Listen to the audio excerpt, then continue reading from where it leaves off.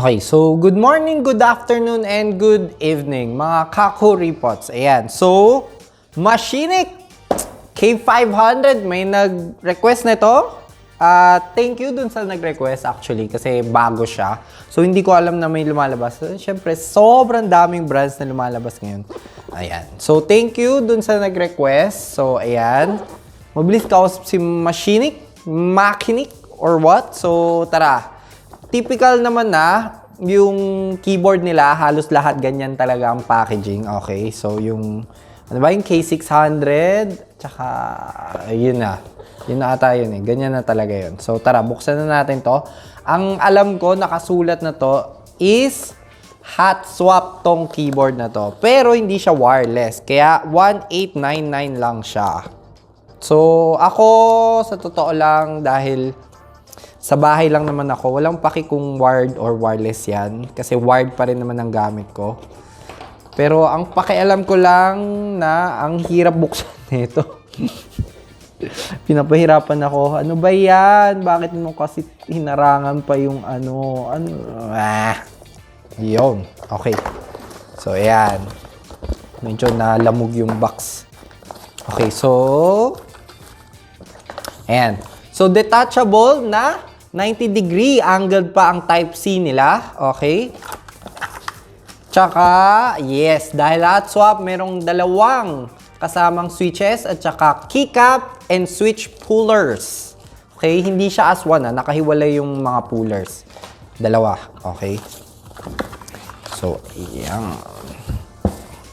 Okay, may manual din. Sige, kailangan din natin yun. Medyo magaan siya. Okay, so, tapos, medyo kahawig niya si Rock Elise. Okay, 96% ba? Tama ba? 96 keys or 96%? 95%? Ewan ko. Basta ganon. Okay, tingnan nyo na lang. 1800 ang layout. Tama ba? Yun nata yun eh. Yun nata yung tamang term. Okay, sa likod, rubberized yung kickstand niya. Yung bow ba? Medyo. Hindi gaano. May layer lang pala. So, rubber to. Rubber, and rubber. Tapos dito, pag binuksan mo yung kickstand, may rubber pa dito. Okay? So, ang ganda. Ang ganda ng design niya sa likod. Okay? Ganun siya. Ayan. Pero magaan siya. Ewan ko. Hindi ko lang alam kung plus yun. Minsan kasi, mas maganda yung medyo may konting bigat. Pero for me, medyo magaan. Unang buhat ko pa lang sa kanya, feel ko magaan. Okay? So, hindi ko gagamitin yung keycap and switch puller. May sarili ako dito.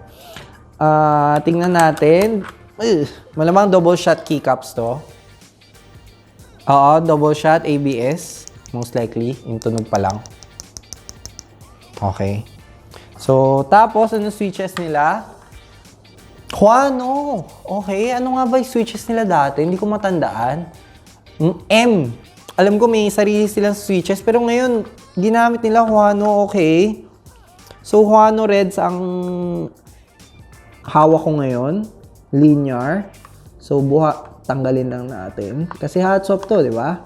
Nako, mukhang 3-pin tong PCB nila. Nako, nagka-crack. Tama ba? Nagka-crack ba? O imahinasyon ko lang? Aroy!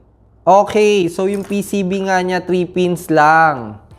Okay. Tapos, north-facing LEDs. Okay, kita ba sa taas? Ayan. Pero 1899 lang siya. Nakikita ko ngayon sa Lazada nila. So, kayo. Pero, hindi masyado uso ang ganito. Usually, 5 pin na ang mga PCB ngayon eh. Pero budget lang kasi siya. Pwede na, hot swap, di ba? So, ayan, may notification lights sa upper left, caps lock at saka num lock ang notification lights niya. Okay lang. Oops! Ay, yung space bar wag na natin pansinin. Tingnan natin kung lube to. May lube, pero yung mga yung metal part ng stubs, hindi siya na dip. Alam mong hindi siya na dip, pero yung mismo mga stems ng stabilizers, may lubing. So, kaya siguro ganun yung, diba? Yan. So, okay lang. Tara, punta na tayo sa typing test. Hindi braided. Okay, so rubberized lang yung wire niya. Tara. Sana maganda yung RGB niya.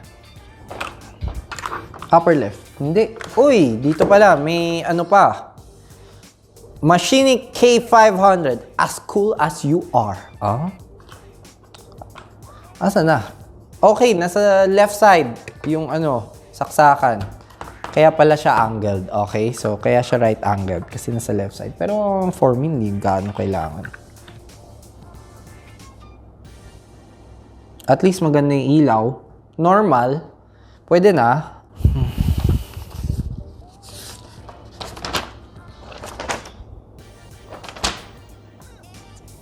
Okay, wala siyang English. Yun. Yun, FN Alt. Ang labi. Ayan, steady ka lang. Ay, pero RGB siya? Or hindi? Ay, hindi. RGB pala siya. Ayun, okay. So, ito yung pampalit ng kulay. Kala ko rainbow. Okay, so, tara.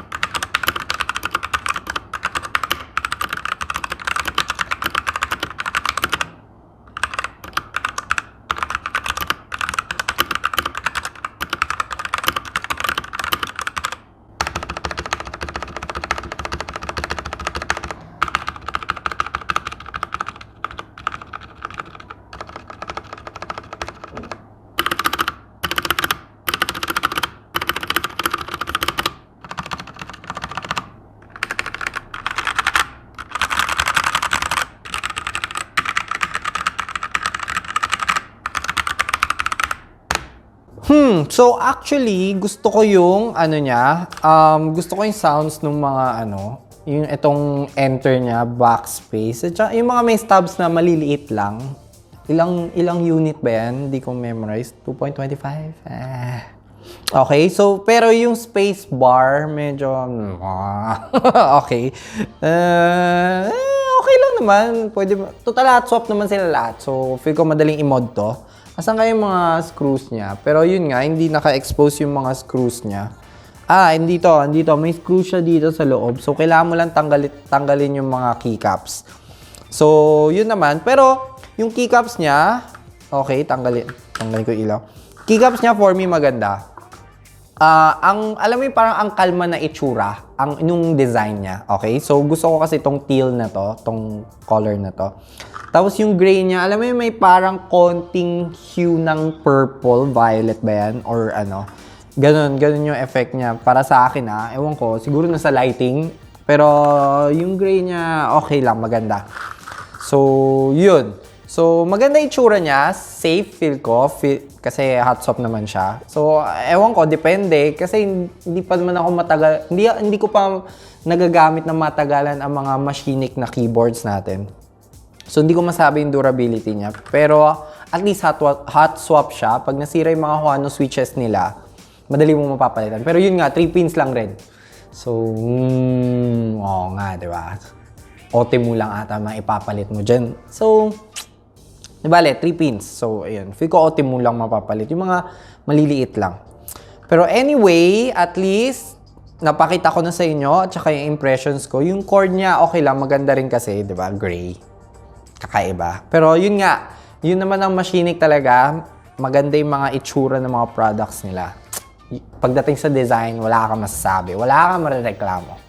So, thank you again to Machinic for sending me their keyboard. Their new keyboard. Okay? So, if ever gusto nyo bilhin, links will be at the description down below na lang. Click nyo na lang yan dyan. Sa Lazada lang sila. Okay? So, like this video na lang. Kung nakatulong naman ako sa pag-shopping nyo, and consider subscribing na lang to support the channel. And my other social medias na lang rin. TikTok and IG, mas nagiging pang food siya. So, pag food lover ka rin, check out nyo yung IG and TikTok ko. So, sige na. Let's do this again next time. Bye-bye!